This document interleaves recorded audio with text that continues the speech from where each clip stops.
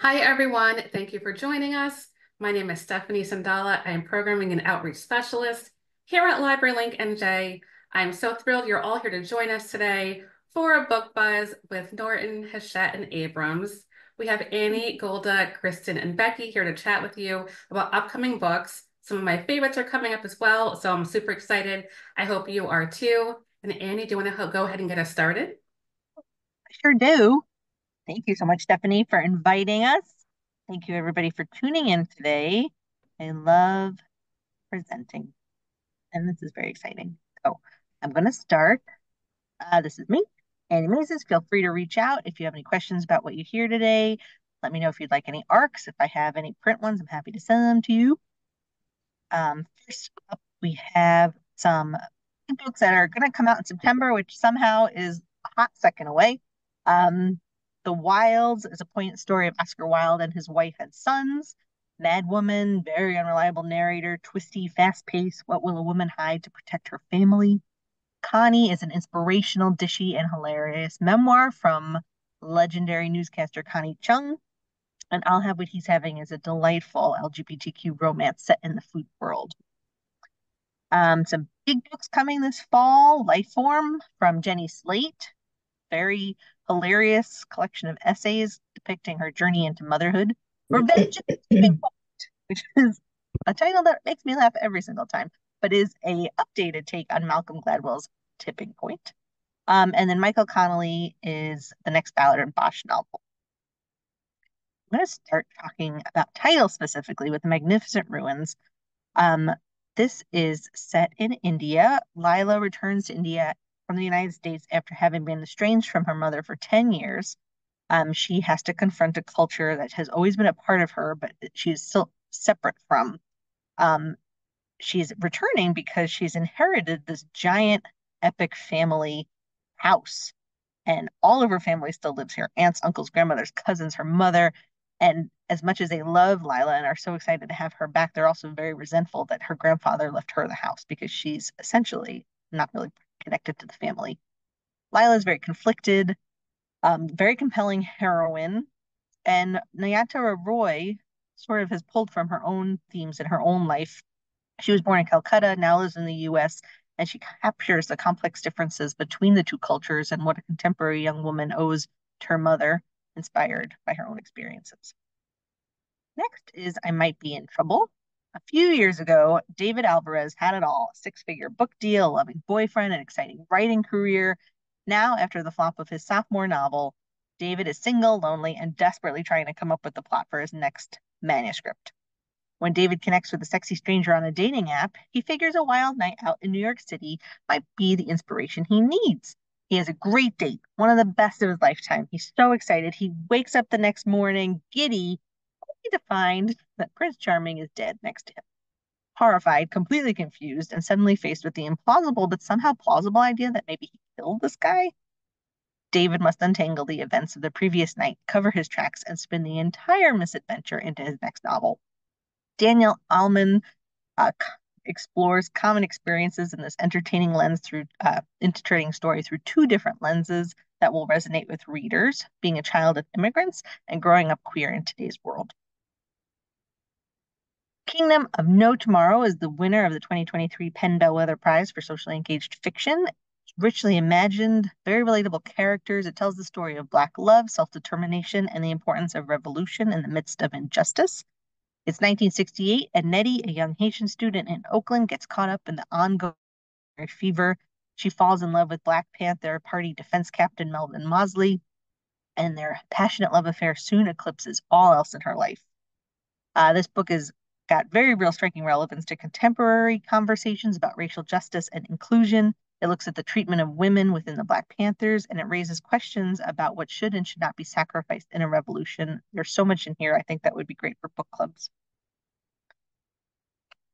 Next up is Mothers and Sons. Adam Hazlitt, who the Wall Street Journal named one of the country's most talented writers, brings readers Mothers and Sons, a novel that follows the fraught reunion of asylum lawyer Peter and his mother Anne, whose relationship was severed by a decision 20 years ago.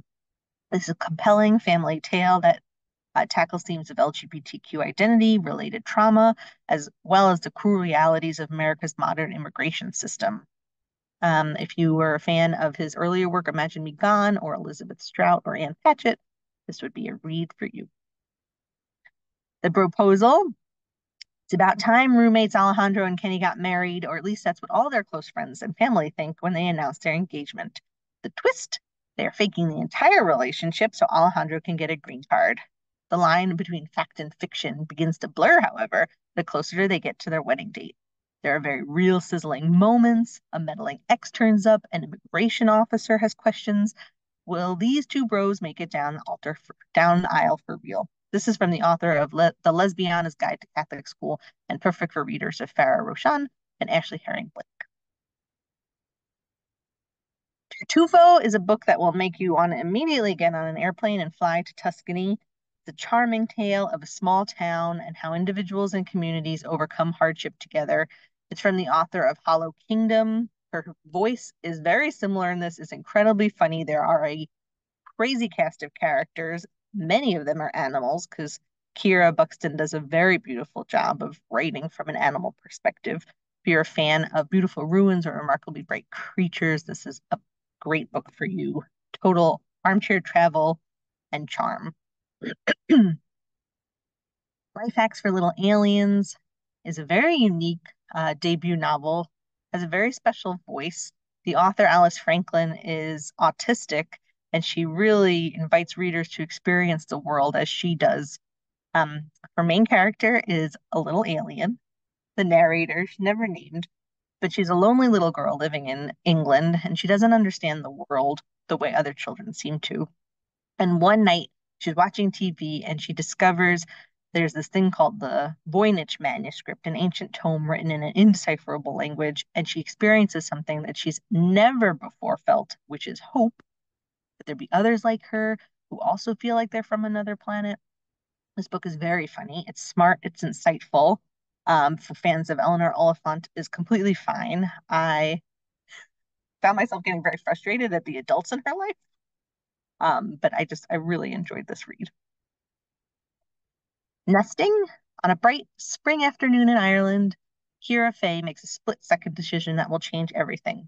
Grabbing an armful of clothes, she straps her two young daughters into her car and drives away. Head spinning, all she knows for certain is that home is no longer safe, and that this time when she leaves, she must not return. For fans of Claire Keegan and Louise Kennedy, Roisin O'Donnell's extraordinary debut creates a devastating and suspenseful portrait of gaslighting and emotional abuse, and even better, a triumphant story about family, love, and finding a new place to nest.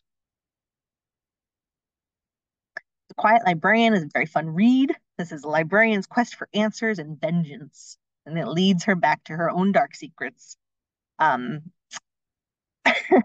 is living a quiet life in Minnesota, but prior to that, she was a victim of the Bosnian War 30 years ago. It thrust her into really horrific, cruel situations as she was transformed. And The Quiet Librarian comes from bestselling author Alan Eskins. If you are a fan of his previous work, Life We Bury or Never Far Away by Michael Cortia, then I think this would be a great book for you. Very fast-paced, very enjoyable, suspenseful, but also really depicts the Bosnian War, sometimes in pretty horrific ways, but important ways. Very different vibes. Green Teeth. This book is so much fun. It's filled with delightful, unexpected friendships and quests. Jenny Greenteeth is a figure from English folklore that was used to prevent kids from going too close to lakes so they wouldn't drown. She's meant to look similar to a female figure, but she has these insane rows of crazy, crazy sharp teeth. And this debut rewrites her story a little bit. Jenny Greenteeth has lived for over 1,000 years in her lake, and she's never spoken to a human that whole time. But when a witch is thrown into her lake, something makes Jenny decide to save her. Temperance, the witch, doesn't quite understand why her village has suddenly turned against her, but has something to do with the malevolent new pastor. Though they have nothing in common and are sorely misjudged, these two must band together on a magical quest to defeat the evil that threatens Jenny's lake, Temperance's family, and the very soul of Britain. So delightful. A House for Miss Pauline. Am I like 1,000 years over my time? Okay, I'm going quick. A house for Miss Pauline. When the stones of her house begin to rattle and shift and call out mysterious messages to her in the middle of the night, Pauline Sinclair, age 99, knows that she will not make it to her 100th birthday. She has lived a modest life in Jamaica, educating herself with stolen books, raising her 2 children, surviving by becoming one of the most successful ganja farmers in the area. But behind this seemingly benign facade, Miss Pauline has buried many secrets. To avenge her enslaved ancestors, she has built her house stone by stone from the ruins of plantation on her land, and she knows much more than she has told about the disappearance of Turner Buchanan, a white American who came to Mason Hall decades ago to claim his land as her own. This novel asks profound and urgent questions about who owns the land on which our identities are forged for readers of Nicole Dennis Benn, James McBride, and other stories about colonialism and personal history. Going to go to some nonfiction now. I'm laughing because I'm crying. Youngming Mayer is a stand-up comedian, host of the podcasts Feeling Asian and Harry Butthole, which always makes me pause. Never thought I'd say those words in professional setting or non-professional setting. Expanding on Kathy Park Hong's Minor Feelings and Gia Tolentino's Trick Mirror, I'm laughing because I'm crying is a whip-smart dive into what is meant to be biracial in America, a country that young me was not raised in but now resides in. And it finds young me interrogating whiteness and self in a very refreshing, brash, and disarmingly funny way. Black Girls Breathing is a comprehensive, holistic guide that teaches Black women how to practice somatic therapy as a means of combating trauma and chronic stress. It comes from renowned breathwork practitioner and founder of wellness platform Black Girls Breathing, Jasmine Marie, a long overdue resource for Black women to heal the internalized effects of intergenerational trauma and systemic racism. This book is designed to connect the reader to the wisdom of their inner voice. Money for Couples is the long-awaited follow-up from Ramit Sethi, also author of I Will Teach You to Be Rich. This navigates the waters of money management in serious relationships. The guide, structured as a 10-week program, prompts for self-reflection and open communication around these very touchy topics. It includes templates and scripts to facilitate conversations with your partner. In Bad Naturalist, Paula Wyman climbs to a peak in the foothills of the Blue Ridge Mountains in search of an empty nester home in the country, but her plans for a tidy backyard ecology project quickly morph into a massive endeavor. Just as quickly, she discovers how little she knows about hands-on conservation work. In Bad Naturalist, Wyman struggles with conflicting advice from experts, an influx of invasive species, delayed plans, and the occasional rattlesnake, but none of it dampens her irrepressible passion for protecting this place. This is good for fans of Margaret Rankle and Doug Tallamy. Dirtbag Queen is a memoir that was inspired by the author's obit for his mother. Because she was my mother, the death of Zoptic good time gal Renee Corin is newsworthy to me, and I treat it with the same respect and reverence she had for, well, nothing. A more disrespectful, trash-talking woman was not to be found. That kicked off his obit a few years ago when his mother passed away, and it went viral, and millions of people read it. And now this memoir delves deeper into their history. It's entertaining and poignant portrayal of the complex and heartfelt humanity that unites family. The Harder I Fight, the More I Love You is a memoir from Nico Case, Grammy-nominated singer and songwriter. Her writing is so good. It paints a very vivid portrait of her extraordinary life, forged through poverty-stricken childhood, obsessive desire, bursts of comedy, and indispensable friendships. An Immaculate Form. Breasts, clitoris, hymen, and womb. Across history, these body parts have told women who they are and what they should do.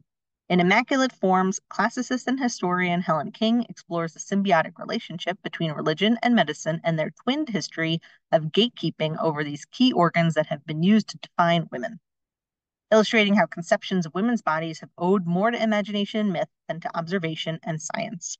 For everyone who has wondered what history has to say about today's raging debates over the human body and who is really female.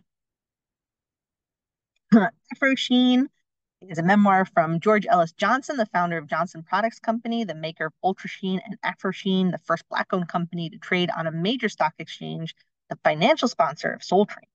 At 94 years old and having started his business in his 20s, George's life story and business career encompass a great deal of rich history. His memoir delves into discrimination, the civil rights movement, European standards of beauty, the establishment of Essence and the history of Black hairstyles, and the controversial creation of advertisements using Black models. Dark Squares. This book is fascinating.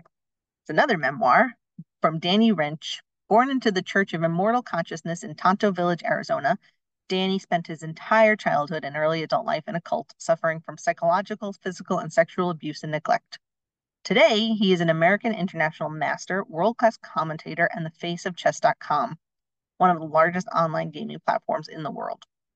In this deeply personal account of life in the village, his rise to stardom, Wrench grapples with the ultimate question: if he had had a different childhood, would he be where he is today? And finally, finishing out with some cookbooks. I Love You is a deeply personal culinary journal from Pamela Anderson that harmonizes style, compassion, and the pleasures of vegetarian cooking. Milk Street Bakes are 200 simple, easy, and delicious recipes from the James Beard Award-winning team at Milk Street. And Pane Dolce, star baker Brian Ford celebrates the tradition of Latin American baking. And that is it from me. Thank you so much for your time. Thanks, Annie. Sorry, I was just making a note for myself of Dirtbag Queen and Afro Sheen for my own personal library. So thank you. Okay, Golda, let me add you up next. All right, thank you, Stephanie. Hopefully my screen is sharing properly. So like Stephanie said, I'm Golda Rademacher from Norton. Here's my contact info, but I'll also add it to the chat afterwards. And let's see. So first up, we have the new novel from Richard Powers. I've presented this a bunch of times already, so I won't go into the plot, but I wanted to point out that it has starred reviews from Booklist and Kirkus. It was longlisted for the Booker Prize, and it's on the September Library Reads list, which we're very excited about. A lot of you probably remember Paulina Bren's last book, The Barbizon. In her new book, She Wolves, Bren tackles another era of women's history. She tells the story of the first generations of women who fought their way into the bad boy culture and lavish opulence of the finance world. Bren chronicles the remarkable women who demanded a seat at the table, starting at a time when "No Ladies" signs hung across the doors of Wall Street's clubs, and unapologetic sexism and racism were the norm at top firms. She-Wolves is an engaging and enraging look at the collision of women, finance, and New York from the go-go years to now. Quarter Life has been a big seller in India. This is a sweeping novel in the fashion of Salman Rushdie or Amitav Ghosh. Set in 2014, after India's elections swung the country towards the Hindu nationalist side, this is a novel of ideas as well as a character-driven portrait of a country in flux. The book digs deep into topics of caste, intersectionality, and all its complexities, and the read is gripping and incredibly relevant to readers from any large democracy. Five Dog Epiphany is coming from Akashic.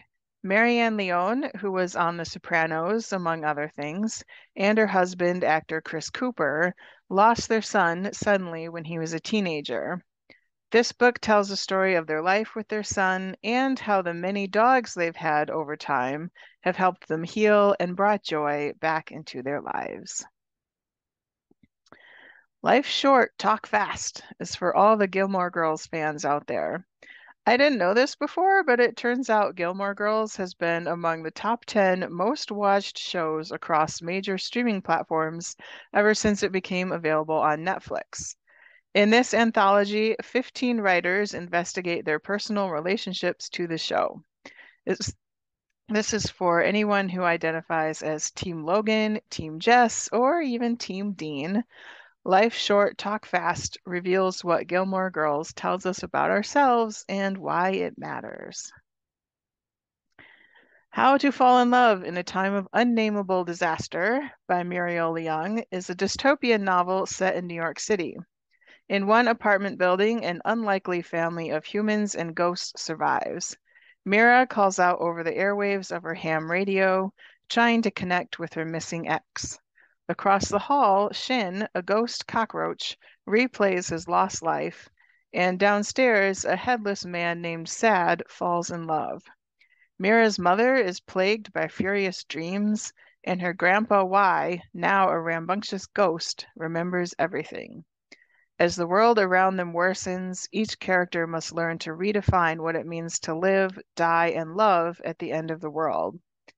This is a story of lives disrupted by climate change, the new worlds being built from the ashes, and finding connection when all seems lost. The Seventh Floor is a new thriller from the author of Damascus Station and Moscow X.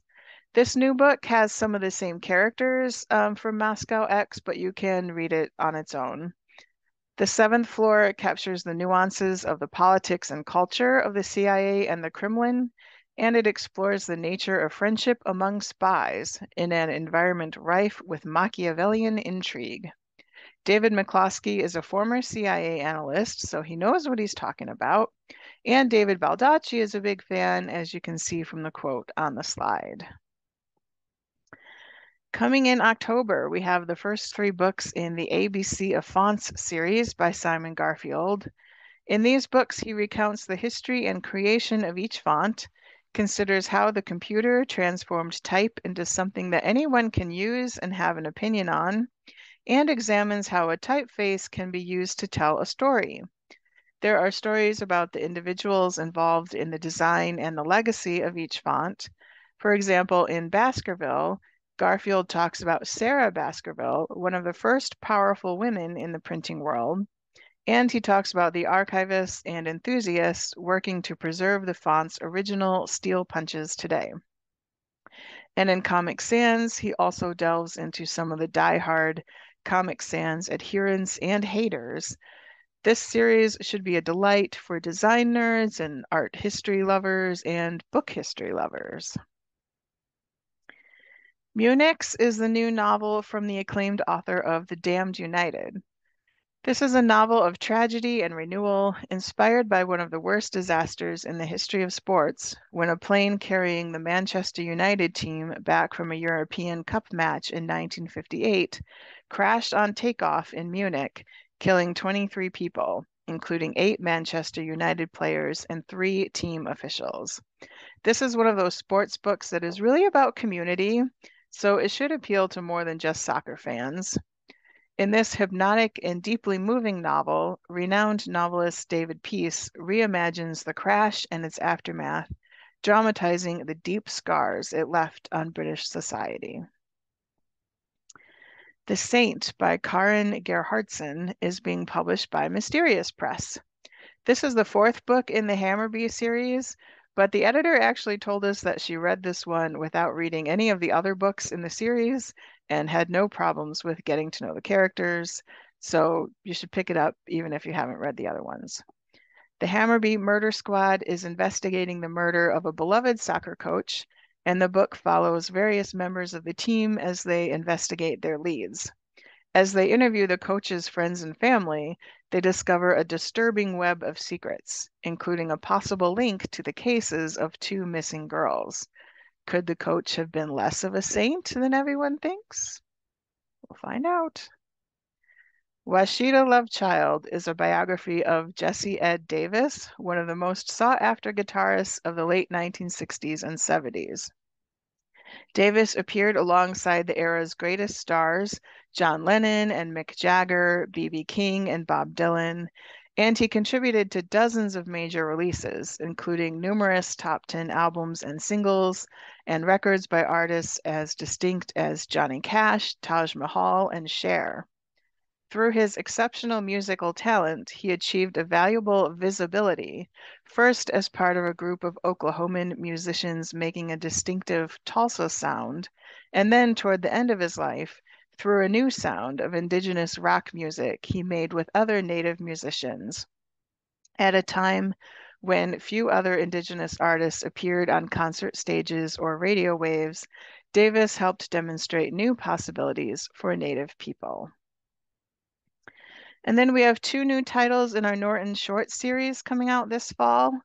Explorers by Matthew Lockwood tells the history of exploration featuring a new cast, including fugitives, indigenous pathfinders, and immigrants, and celebrates the universal qualities of discovery.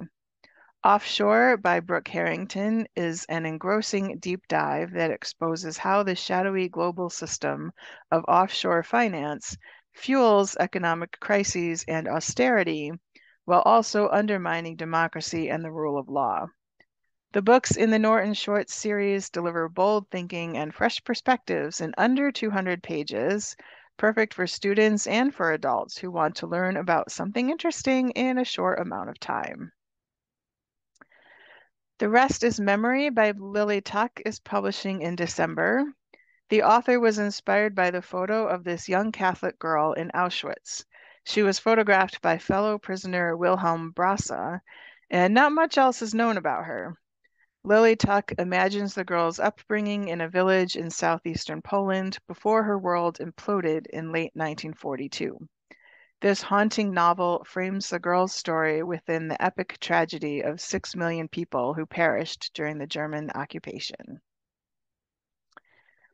On the Calculation of Volume is going to be a 7-volume series being published by New Directions. So the first 2 books are coming out in November. The protagonist, Tara, is stuck on the same day, November 18th, repeating itself endlessly. We meet Tara on her 122nd November 18th. She finds herself in a lonely new reality without being able to explain why. And on top of her profound isolation and confusion, Tara takes in with pain how slight a difference she makes in the world. As she keeps repeating the same day, she has begun keeping a notebook, which is what we are reading. The volumes remix the same curiously repeating day to create a hypnotic sense of eeriness. The author is one of the leading writers in Scandinavia, and this will help bring her work to the English-speaking world. So I included this because I think it's fun. Thames and Hudson is starting a new series called The Story of a Decade.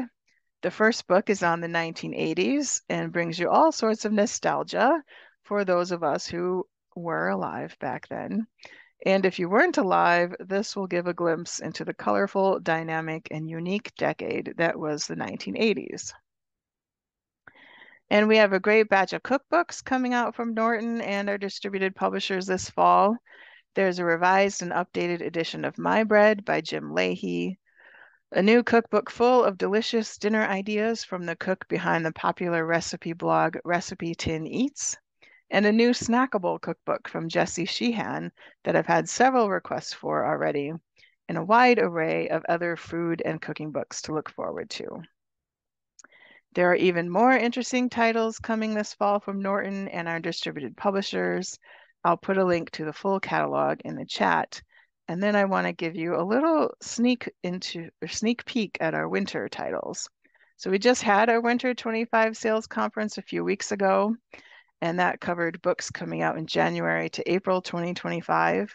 We will also begin distributing Harvard University Press and Yale University Press this October. So you'll be able to find their new titles in our winter catalog. And then I have 4 titles that I want to tell you about that are coming out early next year. Super Bloom is the new book by Nicholas Carr, whose book The Shallows became a classic look at how technology and the internet affects your brain. In Super Bloom, he explores how social media has warped our sense of self and society. He guides readers through the trends that have always shadowed technological innovation, how telegrams hindered diplomacy, why radio became the perfect tool of authoritarianism, how the Facebook feed ushered in a new era of manipulation, and how AI now blurs reality and fantasy. He uses vivid examples from history, science, and politics to revolutionize our understanding of how media shapes society.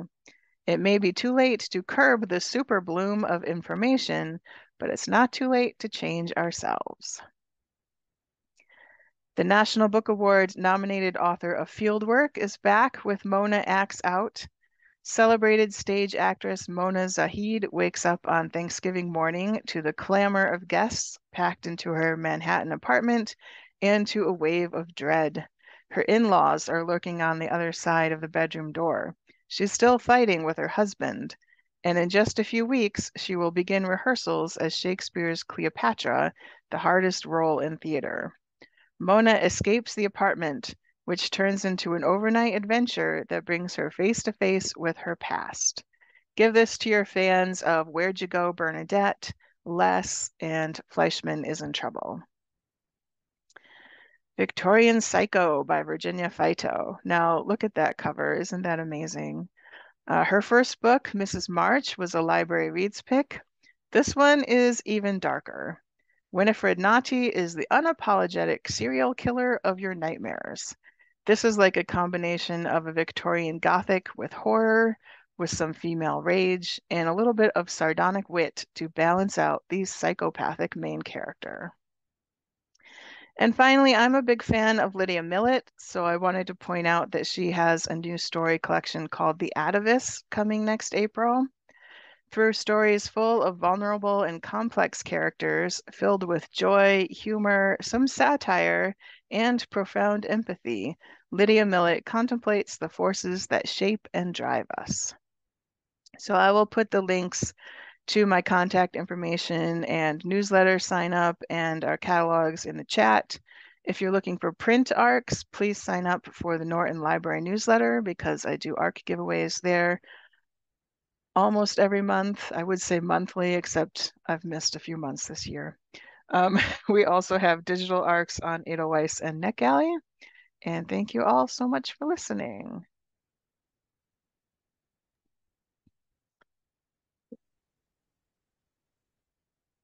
Okay. Awesome. Thanks, Gold. That snackable bakes book. Sorry, I got distracted.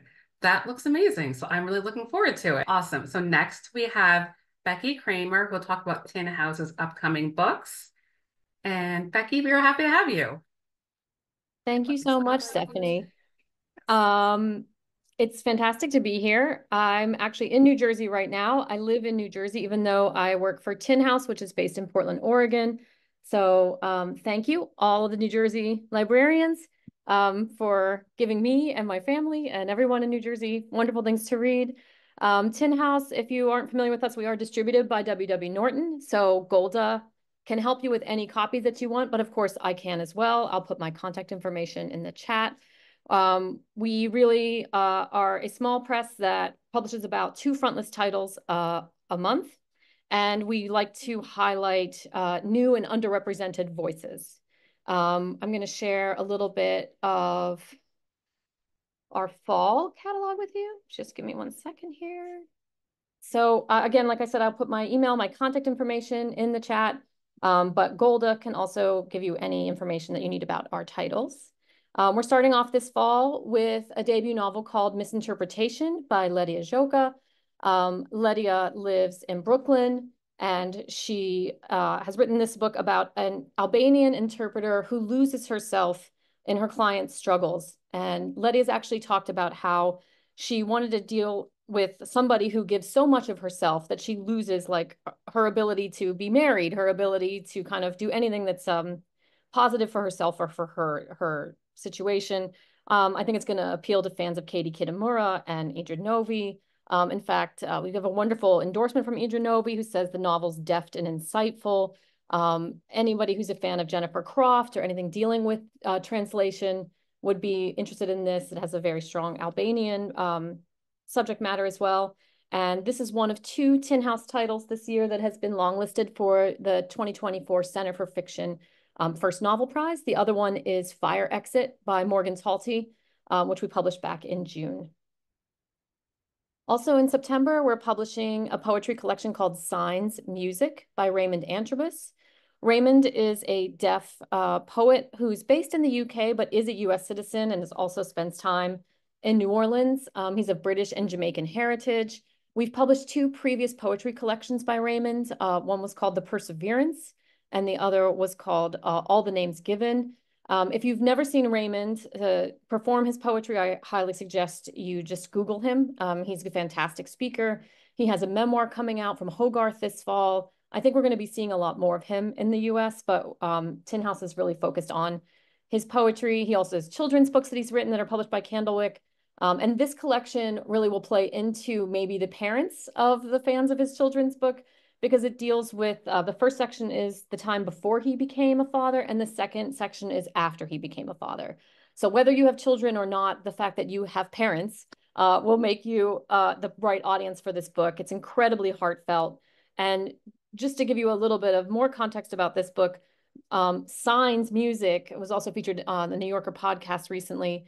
What he means by that is using sign language, because he is deaf and he taught his child how to sign before he could talk. So Raymond's also exploring learning language all over again for the first time. So it's a sort of own voices poetry collection for the deaf community as well. In October, we'll publish this amazing nonfiction title called The Flitting, a memoir of fathers, sons, and butterflies. We publish a lot of titles that fall between two stools. They're not necessarily a nature memoir, but they're also not a pop culture memoir. And this is one that kind of combines the best of those. As you can see by the amazing endorsements that we've received for this title, everyone from Robert McFarland to Hanif Abdurraqib, Ali Smith, Sarah Dykman, Patrick Barkham. If you have any fans, patrons who like that, any of those writers will find something to love in The Flitting. A young man who never connected with his father through nature.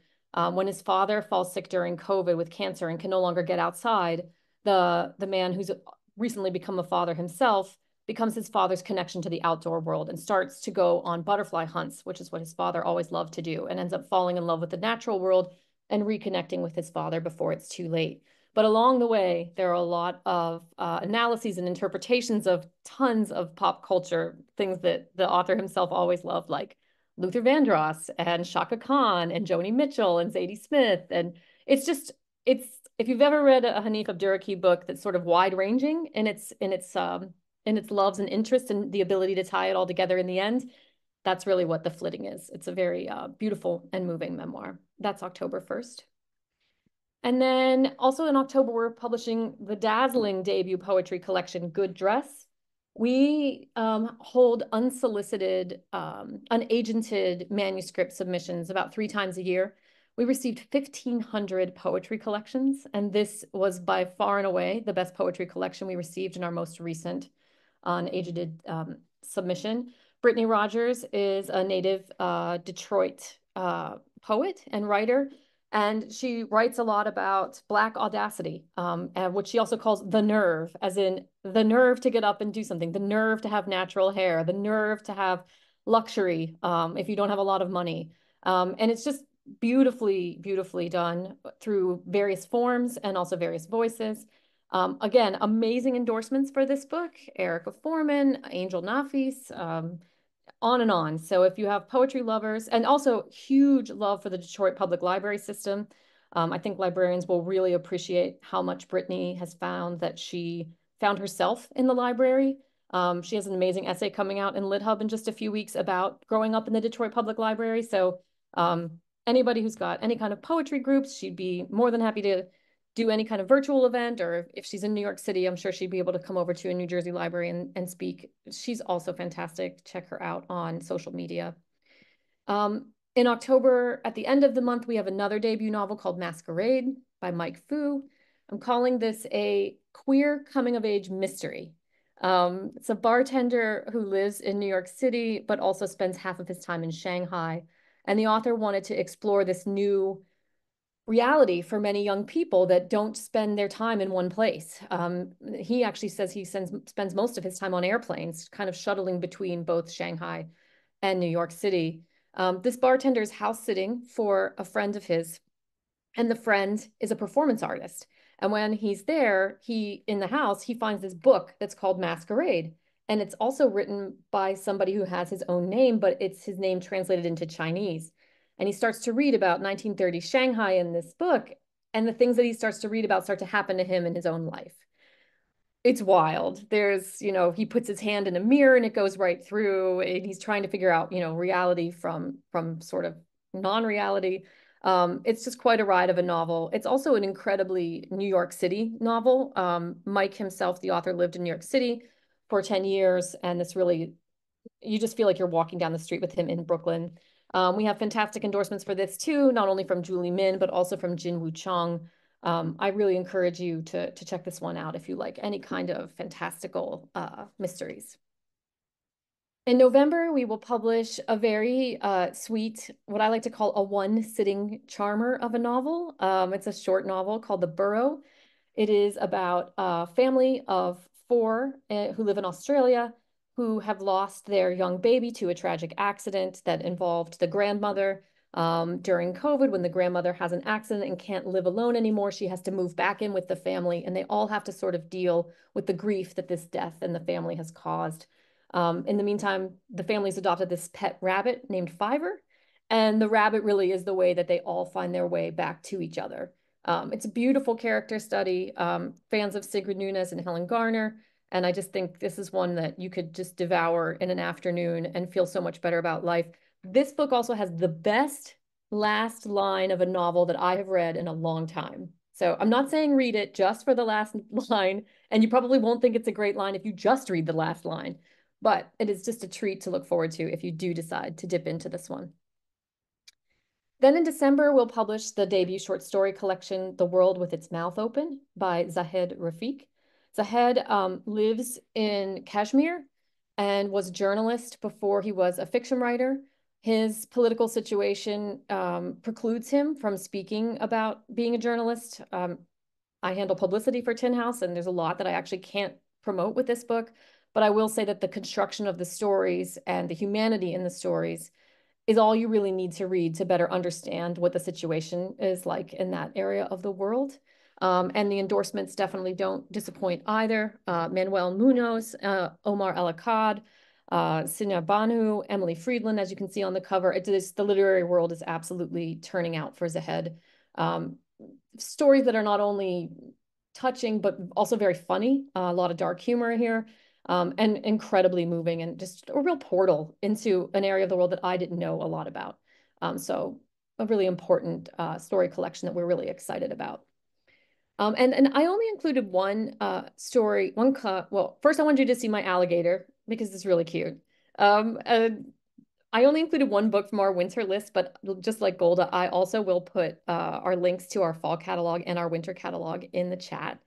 And that title is The Naming of the Birds by Porrick O'Donnell.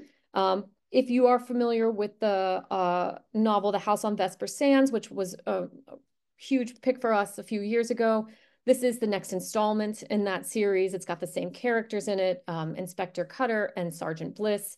In Victorian London, they are trying to solve a murder when all of these various orphans have died in this fire. And it's funny, it's moving. It's fantastic, and I hope you will consider taking a look at it, getting a galley from Golda, and voting for it for library reads. It really is just the perfect winter book to curl up with.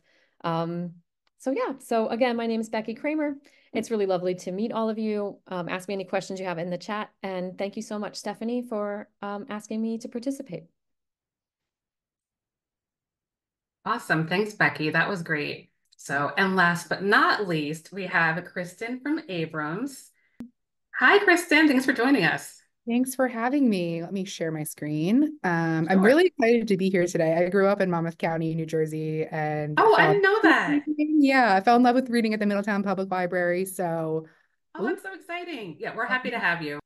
Really excited to be here today. I'm going to talk about some late summer and early fall books, and also give you a sneak peek at our spring 2025 list. I'm going to talk a lot about kids books today too. So hopefully we have some kids librarians or parents or people who have young readers in your life. And then I'll also talk about some adult graphic novels and adult fiction and nonfiction. And if you don't know Abrams, we have our roots as an art book publisher. So art, design, books that look amazing, that is really our focus at Abrams. So I'm going to get started with picture books. First up is The Idea and You, the debut picture book from best-selling author and 6-time Grammy Award-winning artist Questlove. As Questlove explains in his author's note, he grew up in a family of artists, including musicians, authors, and screenwriters. He learned in his childhood how to find inspiration and ideas within himself and the world around him. Questlove says ideas are what the future needs, and it all starts with encouraging our youngest minds. So the story follows a young child who finds an idea and learns to play with that idea, look at it from all angles, gather inspiration from the world around them, listen to the melodies inside of them, collaborate with others, touch and tune and tweeze the idea, sprinkle in more flavor, because an idea can come from anywhere, but it's up to you where that idea will go. The book is gorgeously illustrated by Coretta Scott King honor-winning illustrator Sean Qualls, who captures the wonder of imagination and inspiration in his stellar artwork. Next, from New York Times bestselling and award-winning author Carol Boston Weatherford comes an inspiring new picture book, Hair Like Obama's and Hands Like LeBron's, illustrated by Savannah Durr. This is an ode to powerful men in Black history, encouraging young Black and Brown readers to take inspiration from their role models and gain confidence in their own unique abilities and talents. I have hair like Obama and hands like LeBron's. My mind is more magical than Ice McDonald's wands. My legs like Michael Jordan shatter records with a leap. My soul is kissed by Africa. The future is mine to keep. The story is inspired by the famous White House photograph of 5-year-old Jacob Philadelphia touching then President Barack Obama's hair. And Jacob, reflecting on that moment, later said, "That was a pretty big moment in my life. If I get to see another Black man at the top be at that pinnacle, then I want to follow that lead." And as Carol explains in her author's note, representation matters is more than just a hashtag, and my poem encourages young people to use their gifts to reach their own potential. And the book includes many Black leaders, athletes, innovators, and explorers like Michael Jordan, Martin Luther King Jr., Thurgood Marshall, and more. And the book also includes back matter, sharing or introducing young readers to the people featured in the book. From acclaimed author Winsome Bingham, author of The Walk and Soul Food Sunday, comes a moving and deeply personal story, Missing Mama, beautifully illustrated by Raheli Jamapour Bell. This is the comforting and ultimately hopeful story of a child whose mother is affected by PTSD. Mama wears combat boots, a camouflage jacket, and a U.S. Army tag on her chest. She is a fighter for her country's freedom, but she is also a fighter for her family. But when Mama comes home from a long deployment, something has changed. Our narrator, Mama's baby, misses her big hugs, gardening outside, and dancing to Beyonce like they used to. This sensitively written picture book portrays the experience of some of the nearly 2 million female veterans in the United States. Winsome writes from her own experience as a veteran with PTSD, never sugarcoating the tough subject matter, and makes it clear that this isn't a story about a child saving a parent. Rather, it shows how a family's love for each other can help them get through even the hardest days. And Mama and baby learn that there will be days of sadness and days of joy, and they need to take advantage of every moment of joy. Next, these are two picture books from our spring list. We have a really incredible picture book list coming next year, including new books from Elisha Cooper and Bob Shea and more, including Old Blue is My Home. I've been a big fan of award-winning author illustrator Lita Judge for a really long time. She is acclaimed, talented, and prolific, but I think this is her best book yet, and it's also the most personal story she's ever written. Old Blue is My Home follows a family in the van that provides them with safety, warmth, and togetherness, amidst economic and housing insecurity, and how true home can be wherever the heart is. Out of necessity, Lita Judge's family home for many years was a trusty blue Ford van. While it is small and crowded and different from other homes, she found that it offered safety and warmth as well as moments of joy and togetherness. However, it could also make her feel lonely and isolated and like she didn't belong anywhere. Housing insecurity isn't a topic that's covered a lot in picture books, and this text expertly walks the delicate line between validating and glamorizing this living experience. It's a much needed and very, very special story. Fish Fry Friday, I mentioned Soul Food Sunday earlier. We have another new book from Winsome coming next year, the companion to Soul Food Sunday, a Coretta Scott King honor book and a New York Times Best Book of the Year. Readers will return to Granny's table for a second helping in this story. This joyful story follows Granny, this time with her young granddaughter, as they go fishing at the pier, where they bob, bob, bob, jerk, jerk, jerk, and they reel in buckets of catfish, croakers, and speckled trout. And then, of course, they take home to prep, cook, and eat, surrounded by the family. This is a beautiful story celebrating passing on cultural traditions to the next generation. Next, we're going to talk about some chapter books and middle grade series. So here's just a quick look at some of these series that are coming or continuing this fall. Oliver's Great Big Universe. If you have young readers who love Diary of a Wimpy Kid, this is the next series to hand to them. It's the same format, illustrated throughout, and the series is action-packed, hilarious, and full of STEM facts. Kirkus says it will hook readers on science. The Wolfmore Is Not Haunted is perfect for your Halloween collections. This is the second in a Possum new series about a luxury dog hotel that is maybe haunted. If you have dog lovers, definitely check that one out. Speaking of Diary of a Wimpy Kid, the book 19 in the Wimpy Kid series is coming in October, and the title is Hot Mess. I feel very seen by that title. Thank you, Greg Heffley. And the newest collaboration for Henry Winkler, Lynn Oliver, and Dan Santat is Detective Duck, Case of the Strange Splash, another splashing new eco-mystery starring your favorite duck detective. With 3-starred reviews, The Island of Whispers is a must-read middle grade title coming next week. On the island of Merlank, the dead must not be allowed to linger. The very sight of their ghosts can kill you. Thus sets the stage for critically acclaimed Frances Harding's chilling new middle grade gothic fantasy, The Island of Whispers, accompanied by striking illustrations by award-winning illustrator Emily Gravett. On the misty island of Murloc, the dead can cause unspeakable harm if they're not safely carried to the island of the Broken Tower, where they can move on. Readers will meet young Milo, who is unexpectedly thrust into the role as ferryman of the dead. Milo must race to the Broken Tower Island to fulfill his duty while pursued by boats filled with armed men and sinister magicians and facing swarms of deadly moths and strange headless birds. The story is... filled with suspense and Harding's signature sparkling prose, this new story will keep readers on the edge of their seats in this remarkable and ultimately heartwarming story of grief, family kindness, and being true to yourself. Finally, one chapter book to preview from next year is Summer of the Bone Horses. A Lakota child spends a summer with their grandparents on their reservation. Virginia Driving Hawk Sneeve is the award-winning author whose accolades include a National Humanities Medal, and she is a member of the Rosebud Sioux tribe who was raised on the Rosebud Indian Reservation. So this is very much inspired by her own personal experience. And illustrator Steph Littlebird, who you may know as the illustrator of My Powerful Hair, and her beautiful full-color illustrations are featured throughout the book. There's a real need for more contemporary stories about Indigenous life, and this is particularly needed in the chapter book space as well. This is a classic coming-of-age story that would also be perfect for summer reading next year. Next, we're going to talk about some YA titles. A big YA book coming this fall, Jordan Fueco is the New York Times bestselling author of Raybearer and Redemptor, which both received numerous starred reviews and best of the year list picks. The Maid and the Crocodile is a romantic standalone YA fantasy set in the same world. This is a perfect entry point for new readers as well as fans of Jordan. The Crocodile is a return fan favorite character from Raybearer. Jordan has a knack for combining lush literary writing with fantastic world building. In this new story, Small Charday is an orphan who is about to age out of her orphanage and must find work as a maid with employers who don't mind her unlucky foot. When she crosses paths with the Crocodile, a god rumored to devour pretty girls, he doesn't realize she also has a secret power of her own, and she may use it to spark a revolution. Maid and the Crocodile has 2-star reviews so far, and Kirk has called it truly swoon-worthy, a beautifully realized evergreen story about finding love and community. Next, Skyshade, Book 3 and Book Talk sensation Alex Astor's #1 best-selling Lightlark series is coming this November. The action picks up right where we left off in Book 2, with Isla reeling from a brutal battle and torn between the treasonous love she has for the ruler of the Nightshade and knowing she must do anything to save Lightlark and its king. Between action-packed fantasies, warring kingdoms, love triangles, there's a little something for everyone here. And make sure to check your holds on Skyshade because this is a hotly anticipated title. And if your teens haven't read Lightlark yet, this is the next great fantasy to add to their list. I am so excited to talk about this next book. It is our biggest book coming in spring 2025 on our YA list, On Again, Awkward Again. This is the first YA novel from Kidlit superstars Kwame Mbalia and Erin Entrada Kelly. If you don't know Kwame and Erin, they're both New York Times bestselling middle grade authors with huge fan bases. Erin won the Newbery Medal for Hello Universe. Kwame got a Coretta Scott King honor for Tristan Strong Punches a Hole in the Sky. And Kwame publishes under his own imprint at Disney Freedom Fire.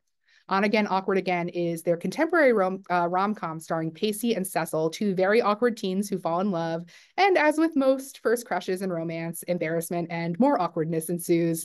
This is perfect for your YA romance lovers and fans of To All the Boys I've Loved Before.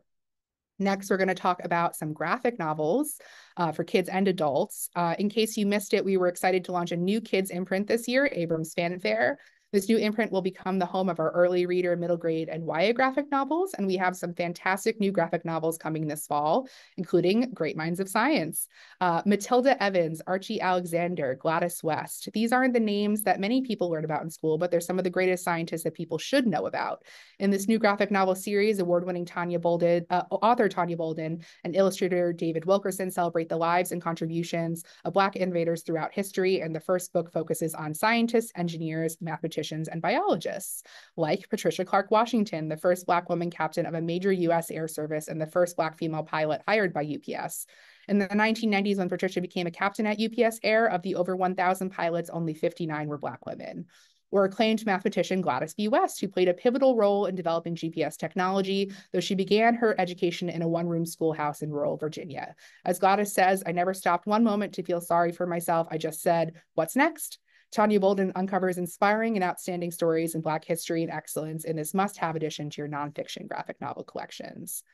Next, from New York Times bestselling award-winning creator of The Faithful Spy, John Hendricks, comes The Mythmakers, a graphic novel biography of two literary lions, C.S. Lewis and J.R.R. Tolkien. Hendricks shares the remarkable story of their friendship and creative fellowship and how each came to write their masterworks. Through narrative and comic panels, Hendricks chronicles Lewis and Tolkien's idyllic childhoods, to their horrific experiences in the trenches of World War I, to their first meeting at Oxford in 1929. Above all, this is a story of enduring friendship and the power of creative community and the very real value and hope that can be found in fantasy worlds. They remain curriculum staples in schools, and new generations of readers are discovering their magical worlds every year, with new adaptations coming soon, like Amazon's Ring of Power Season 2, which I'm really looking forward to. I think that starts in a couple of weeks. And this book adds some much needed context to their works, as well as being a great read for any adult Tolkien or Lewis fans. Finally, a sneak peek at a graphic novel coming next year from Abrams Fanfare, a new adaptation of Tamora Pierce's Alanna Song of the Lioness. Tamora Pierce is a YA fantasy legend who has shaped the genre since she began publishing Song of the Lioness back in 1983. And as you can see here, she's inspired some of the biggest names in fantasy today, and Song of the Lioness was named one of Time's 100 best fantasy books of all time. The series is hugely beloved by older readers and continues to find new readers. And with this new adaptation, a new generation of readers can dive into this fantasy world. It's written by highly regarded non-binary comics writer Vita Ayala and illustrated by Sam Beck, a GLAAD-nominated illustrator. This adaptation also reflects on Alanna's gender-fluid identity. As Tamora explained, Alanna has always defied labels. She took the best bits of being a woman and a man and created her own unique identity. I think the term is gender fluid, though there wasn't a word for this to my knowledge when I was writing her originally. This adaptation offers a new window on this much beloved fantasy world, and we'll be publishing it simultaneously in hardcover and paperback. Next, moving on to some books from our adult graphic novel imprint, Abrams Comic Arts, which is celebrating their 15-year anniversary this year. One of our biggest releases this year is the epic conclusion to the Dune graphic novel adaptations in Book 3, The Prophet. This series is adapted by Brian Herbert, the son of Frank Herbert, and Kevin J. Anderson, who co-authored the Dune prequel series with Brian, as well as 50 other bestsellers, and illustrated by renowned creators Raoul Alon and Patricia Martin, known for their work in Marvel and DC Comics. And if you're like me and you like to read the book before the movie, this is a great place to start with Dune. The graphic novels are super accessible, easy to follow, and can really help break down some of those denser sci-fi world-building concepts. Not to mention the art is absolutely stunning and immersive, as you can see here. And we have even more great graphic novel adaptations coming this fall. We have the first graphic novel adaptation of The Road, approved and authorized by Cormac McCarthy and illustrated by acclaimed cartoonist Manu Larsenet, who transforms McCarthy's spare and brutal prose into stark ink drawings that add a dark and haunting layer to this post-apocalyptic tale. And Dante's Inferno is brought to life, or maybe to death, by French animators Paul and Gaëtan Brézy with a sweeping dramatic style. You may know them as the brilliant animators behind such classic films as Disney's The Hunchback of Notre Dame and Fantasia. Together, they guide readers through the 9 circles of hell. And again, this is a super accessible way to experience the literary classic without distorting the original poetic saga. And finally, I want to highlight 2 big adult releases coming this fall. Want is a collection of anonymously written letters from women around the world, collected by award-winning actress Gillian Anderson. This collection asks and answers the question, how do women feel about sex when they have the freedom to be totally anonymous? What do you want when no one is watching? The letters unpack sex, womanhood, motherhood, infidelity, consent, respect, love, pleasure, and pain. This is an exploration of fantasy, and this is a titillating must-read. Really is very spicy. Recommend. And also we have the Heartbeat Library coming in October by Laura Ame Messina. It is a fascinating fictional story that's based on a real art installation in Japan. On the peaceful Japanese island of Tashima, there is a library of heartbeats, a place where the heartbeats of people around the world are collected, and visitors can come to listen to the heartbeats of people who are still alive and also those who have passed away. It's become a real pilgrimage site of healing. The tender and moving story introduces us to two lonely souls who live several miles away from the library, a 40-year-old illustrator who is fixing up the house of his recently deceased mother, and an 8-year-old child who wanders like a shadow around the house. Day by day, the trust between the illustrator and the young boy grows until they discover they share a bond that ties them together for life, and their journey will lead them to Tashima and the Library of Heartbeats. This is enchanting, emotionally riveting. It's a must read. And that's it for me. This is a really brief snapshot of our list. Our adult list is huge. We have some great picture books and middle grade books that I didn't get a chance to touch on. So please check out our catalog, which is on Edelweiss and also at abramsbooks.com. And please feel free to email me. I'd love to hear from you. We have some physical ARCs of our spring titles available, and I can also add you to our list to receive digital preview copies. So thanks so much for listening. And thanks, Stephanie, for organizing and having us today. Thank you. What a great list. Thank you. So, and I also want to thank again, Annie, Becky, Kristen, Golda for being here. This was such a great conversation. I loved hearing about all the books. So yes, so thank you again for being here. I hope to see you next week for our next book buzz with HarperCollins, which will be so much fun. And again, thank you everyone. It's been such a great time.